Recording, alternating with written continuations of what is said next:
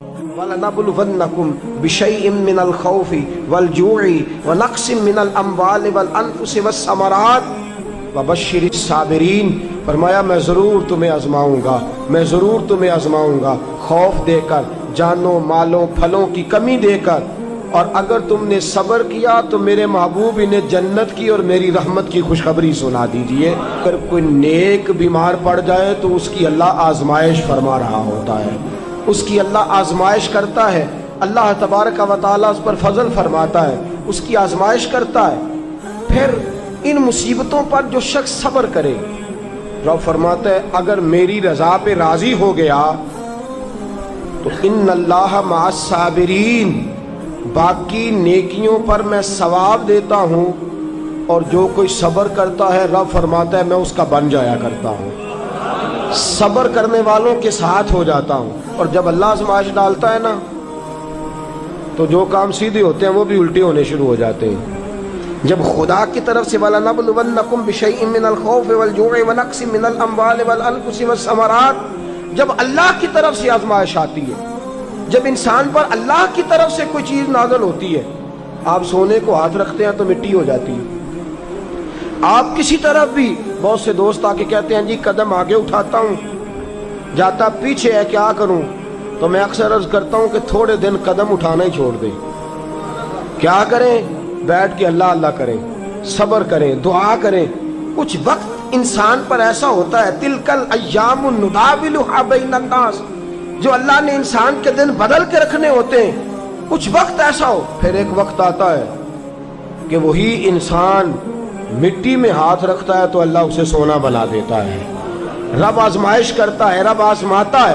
جو لوگ مصیبتوں پر صبر کرتے ہیں، جو لوگ مصیبتوں پر صبر کرتے ہیں، سید عالم نور مجسم شفیع معظم صلی اللہ تعالی علیہ وسلم نے فرمایا، رب فرماتا ہے ایک بندہ اللہ کی بارگاہ میں کھڑا ہوا، قیامت کا دن ہے، فرشتے نامہ اعمال کھولنے لگے۔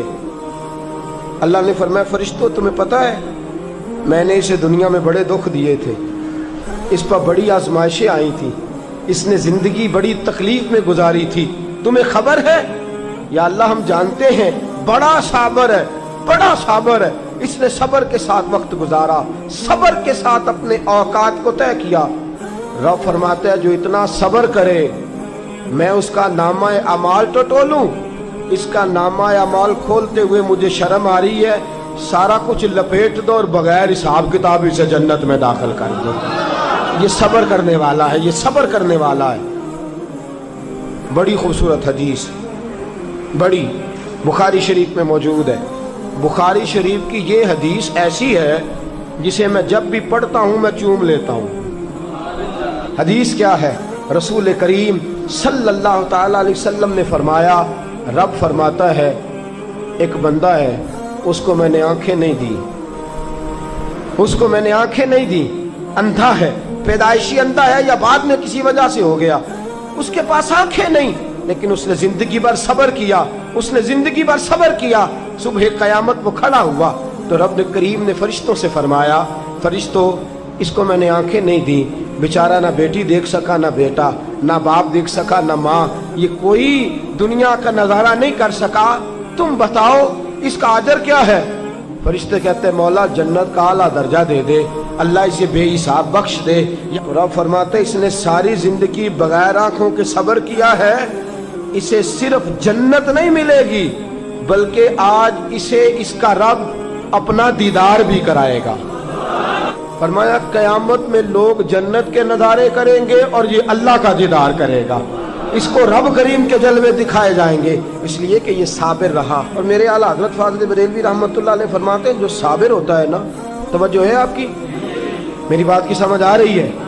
اعلیٰ حضرت فرماتے ہیں بڑا قیمتی جملہ، فرماتے ہیں جو صابر ہوتا ہے وہ سکون میں ہوتا ہے۔ شیخ سعدی رحمۃ اللہ تعالیٰ علیہ کے پاس ایک شخص آیا، کہنے لگا حضرت جی دیکھیں نا میرے پاس اتنے بھی پیسے نہیں کہ میں جوتے لے سکوں۔ فرمایا صبر کر اللہ دے گا۔ کہنے لگا جی صبر ہی کیا ساری عمر، اس نے جوتے لینے کے برابر بھی پیسے نہیں دیے، ننگے پاؤں پھر رہا ہوں۔ شیخ سعدی رحمۃ اللہ تعالیٰ علیہ نے اس کا بازو تھاما، ایک گھر میں لے گئے، دروازے پہ دستک دی، گھر کا مالک باہر آیا، اس نے دونوں طرف بیساکھیاں پکڑی ہوئی ہیں، ٹانگیں تو ہیں پر پیر ہی کوئی نہیں۔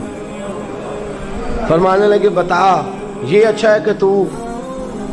کہنے لگا جی میں آپ سے بھی معافی مانگتا ہوں، اپنے رب سے بھی معافی مانگتا ہوں۔ نبی پاک صلی اللہ تعالی علیہ وسلم نے فرمایا خدا اگر تجھے مصیبت دیتا ہے نا، اور ان مصیبتوں پر جب اللہ تجھے قیامت میں اجر دے گا تو تیرا دل چاہے گا کاش سکون ہوتا ہی نہ، آزمائشیں ہی آزمائشیں ہوتی، تو وہ اجر دیکھے گا۔ وہ کسی دانشور نے کہا تھا کہ میرا باپ انتقال کر گیا، 6 مہینے گزرے تو میرا 18 سال کا بیٹا بھی انتقال کر گیا۔ کہنے لگے میں نے اپنے 80 سال کے باپ کا جنازہ اٹھایا تو میری کمر نہیں جھکی، لیکن جب 18 سال کے بیٹے کا جنازہ اٹھانے لگا تو میری کمر جھک گئی، اور رو کے کہنے لگا لوگوں باپ کا جنازہ پڑھنا آسان ہے، دعا کرو کسی کو بیٹے کا جنازہ نہ پڑھنا پڑ جائے، بڑا مشکل کام ہے، بڑا کٹھن مرحلہ ہے۔ حضرت ابو ہریرہ رضی اللہ تعالیٰ عنہ فرماتے ہیں اللہ کے محبوب صلی اللہ تعالیٰ علیہ وآلہ وسلم کے صاحبزادے جناب ابراہیم علیہ السلام فرماتے ہیں حضور کے صاحبزادے آپ رات کو جب ان کی ولادت ہوئی تو نبی کریم علیہ السلام ہمارے درمیان آئے۔ جاگیے ذرا غور فرمائیے گا بات پہ۔ سید عالم صلی اللہ علیہ وسلم تشریف لائے اور ہم نے حضور کے چہرے کو چمکتے دیکھا۔ ہم نے کہا یا رسول اللہ موڈ مبارک بڑا اچھا ہے، حضور کوئی خیر کی خبر ہے؟ فرمایا مجھے مبارک دو، اللہ نے مجھے بیٹا عطا فرمایا ہے۔ فرماتے ہیں اگلے ہی دن، ایک روایت ہے کچھ عرصے کے بعد، ایک روایت ہے اگلے ہی دن ظہر کے بعد میرے محبوب نے پیار کرنے کے لیے بیٹا اٹھایا اور صاحبزادے کی سانسیں اکھڑنے لگی۔ رسول پاک کے صاحبزادے نبی پاک کے مقدس ہاتھوں میں سانسیں اکھڑ رہی ہیں، حضور کے دستے مبارک میں صاحبزادے نے وصال کر دیا۔ آنکھیں بند کی تو نبی کریم کی مقدس آنکھوں میں آنسو آئے۔ رات خوشی تھی، رات حضور مبارکیں وصول کر رہے تھے، رات مسکرا رہے تھے، ایک ہی تو رات گزری ہے، 24 ہی تو گھنٹے ہوئے ہیں، آنکھوں میں آنسو بھر آئے ہیں۔ حضرت عبداللہ ابن عمر رضی اللہ تعالیٰ عنہ عرض کرتے ہیں یا رسول اللہ آپ رو رہے ہیں؟ حضور صاحبزادے کا انتقال ہوا تو رو رہے ہیں؟ نبی رحمت صلی اللہ تعالیٰ علیہ وسلم نے فرمایا عبداللہ دل میرا غمزدہ ہے، آنکھوں میں آنسو ہیں، پر میں اپنی زبان سے وہی جملے کہوں گا جس سے میرا اللہ راضی ہوگا، میں کوئی بے صبری والی بات نہیں کروں گا۔ اور یاد رکھیے مصیبتیں اللہ کے پیاروں پر آتی ہیں۔ 500 سال فرعون نے دعویٰ خدائی کیا ہے معاذ اللہ، 300 سال فرعون کا حال یہ تھا کہ ننگے پاؤں کانٹوں پہ چلتا تھا اور اس کے پیر میں کانٹا بھی نہیں چبھتا تھا۔